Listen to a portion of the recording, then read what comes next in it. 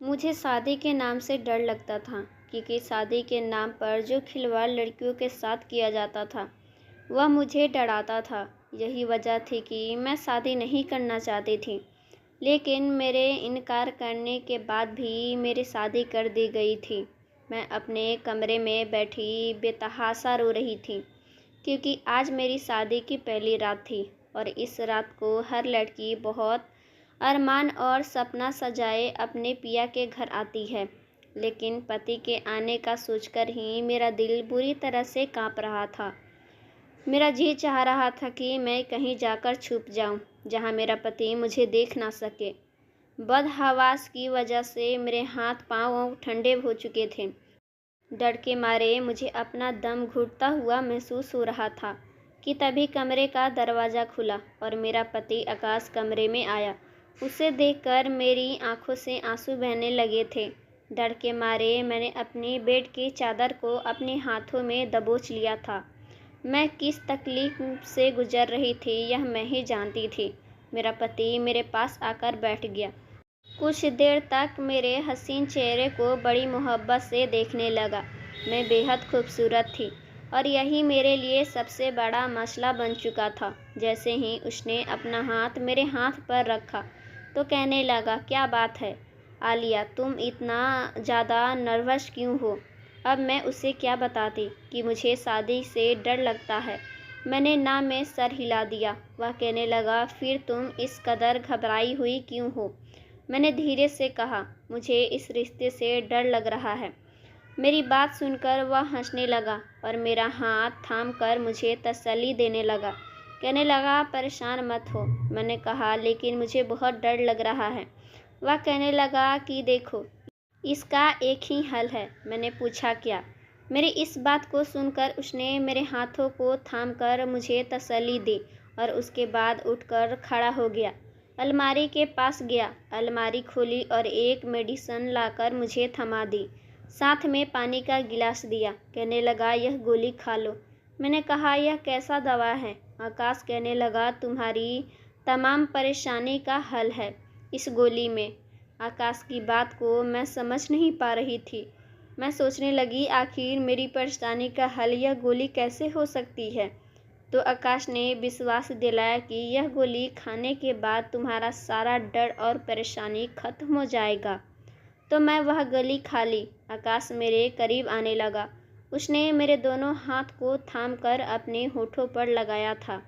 मुझे अपनी मोहब्बत का इजहार करने लगा, लेकिन मैं यूं थी जैसे मेरे शरीर में कंपन पैदा हो चुकी थी। धीरे धीरे आकाश ने मुझे अपने बाहों के घेरे में भर लिया था और मैं डर के मारे अपना आप को छुड़ा रही थी। लेकिन फिर मैंने महसूस किया कि जैसे मेरी आंखों में खुमारी सी उतरने लगी है। धीरे धीरे नींद की आगोश में मैं चली गई। मेरी शादी के कुछ ही दिन पहले मेरी सहेलियों मुझे लेकर बैठी थी, जो कि पहले से शादीशुदा थी। मुझे कहने लगी, कुछ दिन बाद तुम्हारी भी शादी होने वाली है, इसलिए ज़रूरी है तुम हमसे इस रिश्ते के बारे में कुछ जानकारी ले लो। मैं शादी के रिश्ते से बिल्कुल अनजान थी, इसलिए जब मेरी दोस्तों ने मुझे इस रिश्ते के बारे में बताया तो मुझे इस रिश्ते से कुछ डर सा महसूस होने लगा था, क्योंकि उसके बताने का अंदाज ही कुछ ऐसा था। कहने लगी, पति अपनी पत्नी पर शादी की पहली रात बिल्कुल भी तरस नहीं खाता है, और तुम तो खैर मानो, तुम्हारा हसीन रूप देखकर तुम्हारा पति तो तुम्हारे साथ ना जाने क्या। यह कहकर वह चुप हो गई और मुस्कुराने लगी। मेरा दिल धक धक करने लगा। शादी की रात का जो नक्शा मेरी सहेलियों ने मुझे बताया था, मुझे अब उस रात से डर लगने लगा था। जैसे जैसे मेरी शादी के दिन करीब हो रहे थे, मेरा दिल चाहता था कि मैं कहीं जाकर छुप जाऊं। इसलिए शादी की रात अपने पति के आने पर मैं बेहद डरी और घबराई हुई थी। पता नहीं वह मेरे साथ क्या करेगा। लेकिन आकाश ने मेरी बात को सुनकर उसने शायद मुझे नींद की गोली खिलाई थी, जिसे खाते ही मैं कुछ ही देर में सो चुकी थी। मुझे अपनी शादी की रात बिल्कुल भी याद नहीं थी। इतना एहसास था कि मेरा पति मुझे अपना हक वसूल चुका था। लेकिन सच तो शायद इससे भयंकर ही था कि मेरी सोच भी उस तक नहीं पहुंच सकती थी। खैर, जब मैं सुबह उठी तो मेरा पूरा शरीर दर्द से चूर था। मैं करवट बदली तो मेरा कमर में दर्द की लहर से उठने लगी थी और मैं दर्द से करा उठी थी। मेरे साथ लेटा मेरा पति फौरन से उठ बैठा। कहने लगा, क्या हुआ आलिया? मैंने कहा, पता नहीं, मेरा सर बहुत भारी हो रहा है और शरीर में भी दर्द है। याद करने के बावजूद भी मुझे वह रात बिल्कुल भी याद नहीं आ रही थी।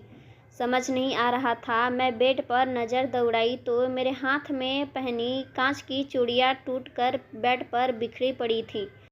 मैंने मुश्किल से अपना तकिया बेड के साथ लगाया और हाथों को बेड पे रखकर मुश्किल से उठकर बैठकर ग्राउंड से टेबल लगाकर बैठी थी। मेरे बालें बिखरे हुए थे और मेरी बिखरी हालत मुझे इस बात का एहसास दिला रही थी कि मेरे पति ने रात को मेरे साथ प्यार मोहब्बत वाला व्यवहार बिल्कुल भी नहीं किया था।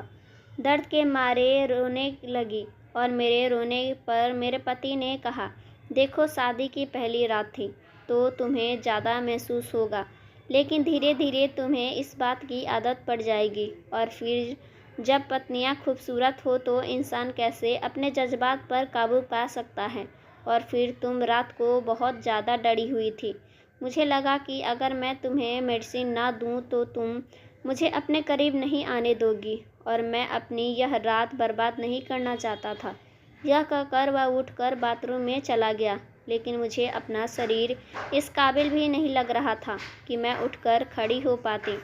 आकाश घर पे अकेला था। उसके माँ बाप जिंदा नहीं थे। पहले तो मेरे माता पिता इस रिश्ते पर राजी नहीं थे। कहने लगे, अकेला लड़का है, हमें तो ऐसे रिश्ता समझ नहीं आते। लेकिन फिर मेरी माँ कहने लगी कि लड़का अच्छा खासा कमाता है, अपना घर है, अब अगर उसके माँ बाप जिंदा नहीं हैं तो उसमें उसका क्या दोष है। हमने तो अच्छे से छानबीन कराई है। इस रिश्ते में किसी ने किसी भी प्रकार की बुराई या कमी नहीं निकाली है। अच्छा है, मेरी बेटी पर ससुराल का बोझ नहीं होगा। मैं नहीं जानती थी कि शादी की रात ही मेरी ऐसी हालत हो जाएगी कि मैं खड़ा भी नहीं हो पाऊंगी। आकाश जब नहा कर बाहर आया तो मुझसे कहने लगा, देखो, मेरे घर में तुम्हारी सेवा करने के लिए फ़िलहाल कोई नहीं है, इसलिए घर तुमको ही संभालना है। मुझे उसकी इस बात से एतराज़ न था। वह अपनी बात कहकर कमरे से जा चुका था कि जल्दी से उठकर बाहर आओ और मेरे लिए नाश्ता बना दो। जब मैं बेड से उठकर खड़ी हुई तो मुझे ऐसा लगा जैसे कि मेरी कमर टूट जाएगी। कमर पर हाथ रखकर कमरे से बाहर निकल गई। आकाश बाहर लॉन में ही बैठा था। फ़ोन पर किसी से हंसकर बातें कर रहा था, लेकिन जो बातें वह कर रहा था उसने मुझे शर्म से पानी पानी कर दिया था। वह गुजरी हुई रात के पल न जाने किसके साथ शेयर कर रहा था, वह भी बड़े ही बेशर्म अंदाज में। अपनी पर्सनल बातें किसी से शेयर करना अच्छी बात नहीं होता, लेकिन मैं पहली रात की दुल्हन थी। इस तरह मैं अभी आकाश से कुछ भी कह नहीं सकती थी। मैंने सोचा मैं आकाश को बाद में कहूँगी कि इस तरह की बात बाहर ना कहे। मैं किचन में चली गई थी। मुश्किल से ही मैंने अपना और आकाश का नाश्ता बनाया था। नाश्ते करने के बीच में मैंने कहा कि आकाश, मेरी कमर में बहुत दर्द है, प्लीज़ रात को आप मुझे डिस्टर्ब मत करना। आकाश कहने लगा, देखो, मैं तुम्हारे इस तरह के एक्सक्यूजेस नहीं सुन सकता। मुझे हर सूरत जल्द से जल्द औलाद चाहिए, इसलिए तो मैंने तुमसे शादी की है। उसकी बात सुनकर मेरा दिल बेचैन सा हुआ था। मैं नहीं जानती थी कि रात को मेरे साथ हुआ क्या था, लेकिन जो हालत मेरी इस वक्त थी मैं शायद इस काबिल भी नहीं थी। जैसे ही रात हुई मुझे लगा मेरा दिल किसी ने मुट्ठी में ले लिया हो। रात को फिर आकाश ने मुझे एक दूसरी मेडिसिन दी। मैंने कहा, मुझे नहीं खानी। वह कहने लगा, यह नींद की दवा नहीं है। मैंने कहा, फिर? तो वह कहने लगा, यह जल्दी प्रेग्नेंट हो जाने वाली दवा है। यह सुनकर मैं कुछ देर तो उसकी शक्ल देखते ही रह गई कि आखिर इसे किसी बात की जल्दी थी। मेरी शादी को कौन से 4-5 साल बीत चुके थे।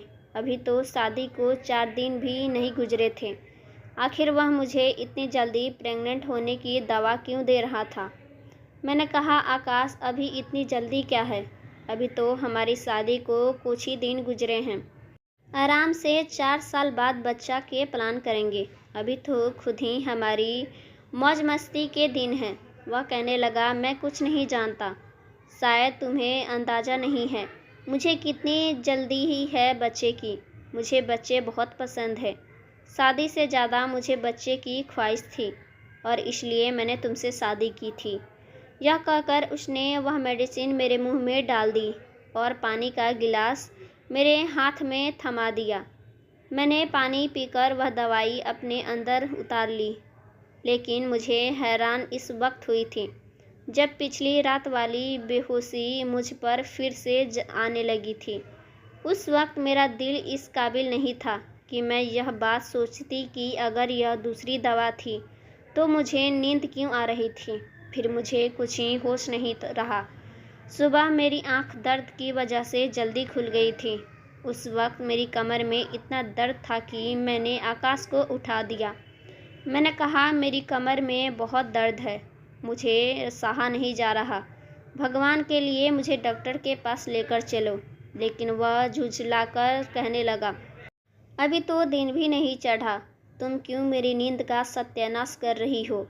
मैं तुम्हें पेन किलर दे देता हूँ, खा लेना। उसने मुझे एक और दवाई दी जिसे खाकर मेरे दर्द में बस थोड़ा साफ फर्क हुआ था और मैं दोबारा सो गई थी। लेकिन जैसे ही सुबह उठी दर्द फिर से उठने लगा था। अब तो यह रोज़ का रूटीन बन गया था। लगातार 8 दिन से मैं ऐसे ही तकलीफ़ से गुजर रही थी। लेकिन आकाश को जैसे मेरी किसी तकलीफ़ का कोई एहसास ही नहीं था। मैं आकाश से डॉक्टर के पास जाने के लिए कहती तो वह इस बात पर भी नहीं मानता। कहता, डॉक्टर भी तुम्हें पेन किलर ही देगा। लेकिन इस बार जैसे ही वह घर से बाहर गया, मैंने अपनी माँ को बुला लिया और उसके साथ डॉक्टर के पास चली गई। मैंने उसे कमर दर्द और पेट के निचले हिस्से में दर्द का कहा। मेरी डॉक्टर ने जब मेरा चेकअप किया तो अपने कानों को हाथ लगाने लगी और जैसे बात उसने मुझे बताई, बात सुनकर तो मैं सांस लेना भूल गई थी। मैं आंखें फाड़े डॉक्टर की बात सुन रही थी। मुझे अपने कानों पर विश्वास नहीं हो रहा था। मैंने ना में सर हिलाया। मैंने कहा, ऐसा नहीं हो सकता, आपको ज़रूर कोई गलतफहमी हुई है। वह कहने लगी, मेरे पास ऐसे बहुत से केस आते हैं, इसलिए मैं जानती हूँ कि तुम्हारे साथ क्या हुआ है। फिर वह मुझसे पूछने लगी, क्या तुम उस वक्त होश में होती हो जब तुम्हारा पति तुम्हारे करीब आता है। मैंने ना में सर हिला दिया, क्योंकि आकाश तो रोज़ मुझे जल्दी प्रेग्नेंट हो जाने वाली दवाई देता था। लेकिन जो बात लेजिट डॉक्टर ने मुझे कही थी, मुझे उसकी बात सुनकर आकाश पर शक होने लगा था। डॉक्टर से मेरी कोई पर्सनल दुश्मनी नहीं थी जो वह मुझसे झूठ बोलती। वह एक डॉक्टर थी और उनका पेशा अपने मरीज का चेकअप करना और उसका इलाज करना था। उसने वही बात बताई होगी जो मेरे साथ हुआ था। मेरे पास डॉक्टर की बात पर विश्वास करने के अलावा कोई और दूसरा रास्ता नहीं था। डॉक्टर कहने लगी, अगर तुम्हारे पति को तुमसे मोहब्बत है तो वह तुम्हें नींद की दवा देकर ही क्यों तुम्हारे करीब आता है। उसकी वजह क्या है। आकाश ज़बरदस्ती मेडिसिन मेरे मुंह में डाल देता था और पानी का गिलास मेरे होठों पे लगा देता था। मेरी माँ कमरे से बाहर बैठी थी, इसलिए वह हर बात से अनजान थी। मैं अपने घर तक पहुँची थी। मेरी माँ मुझे कहने लगी, अपना ख्याल क्यों नहीं रखती हो। 8 दिन में ही सूख कर कांटा हो गई हो। चेहरे की रंगत पीली पड़ गई है। मेरी माँ मुझे नसीहत करके अपने घर जा चुकी थी। मैं पूरा दिन डॉक्टर की बातों को ही सोचती रही थी। अगर यही होता रहा तो मैं तो कुछ दिन में ही मर जाऊंगी और इसलिए मैंने अपना दिमाग चलाना शुरू कर दिया। रात के समय मैंने अपने मोबाइल का कैमरा ऑन कर दिया और ऐसी जगह पर रख दी जहाँ से मेरा बेड आसानी से नज़र आ सकता था। रात को आकाश ने फिर से मुझे दवाई खिला दी थी और मेरी वही हालत होने लगी थी। सुबह जब मैं उठी तो आकाश के ऑफिस जाने का इंतज़ार करने लग गई थी। जैसे ही वह घर से बाहर निकला, मैंने जल्दी से मोबाइल उठाया, उस पर लगी वीडियो देखने लगी और जिसे देखकर मेरे तो होश ही उड़ गए थे और मेरा दिमाग चकरा गया था। मैंने पूरी वीडियो भी नहीं देखी थी और मोबाइल को बेड पर फेंक दिया। जब तक आकाश ऑफिस से घर आता, मैंने फ़ोन करके अपने माँ बाप को सब कुछ बता दिया। आकाश एक अधूरा मर्द था।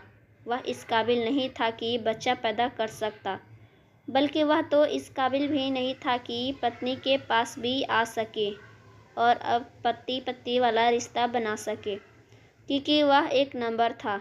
वह अपना रौब मुझ पर जमाने के लिए और यह साबित करने के लिए कि वह एक पूरा मर्द है, रात गुजारने के लिए अपने दोस्तों को मेरे कमरे में भेज देता था, जो मेरे साथ बेदर्दी से सलूक करते थे। मेरे माँ बाप ने आकाश पर केस कर दिया और मुझे तलाक भी दिलवा दी। बाद में मालूम हुआ कि पहले भी उसकी शादी हो चुकी थी और उसकी पत्नी ने उसे इसी बात पर तलाक दी थी कि वह एक नामर्द है, शायद अपनी ही इस कमी को छुपाने के लिए और अपनी पत्नी पर यह साबित करने के लिए कि वह औलाद पैदा कर सकता है। उसने मेरे साथ बहुत बड़ा जुल्म किया था, मेरी ज़िंदगी को नर्क बना रखा था। जब मैं लेडी डॉक्टर के पास गई थी तो उसने मुझे यही बात कहा था। उसने मेरी ज़िंदगी बर्बाद करके रख दी थी। पूरा 1 साल लग गया था मुझे संभलने के लिए, क्योंकि जो दर्द और तकलीफ़ आकाश ने मुझे उन 8 दिनों में दी थी, वह कोई कम नहीं था। फिर मेरे माँ बाप ने मेरे लिए दूसरा रिश्ता देखा था। इस बार भरी पूरी फैमिली थी। हाँ, लड़का शादीशुदा था और उसके पहले से एक बच्चा भी था। बच्चे की पैदाइशी पर ही उसकी पत्नी चल बसी थी, लेकिन ना मुझे इस बात का एतराज़ था और ना ही मेरे माँ बाप को। और आज मैं अपनी भरी पूरी ससुराल में हंसी खुशी रहती हूँ।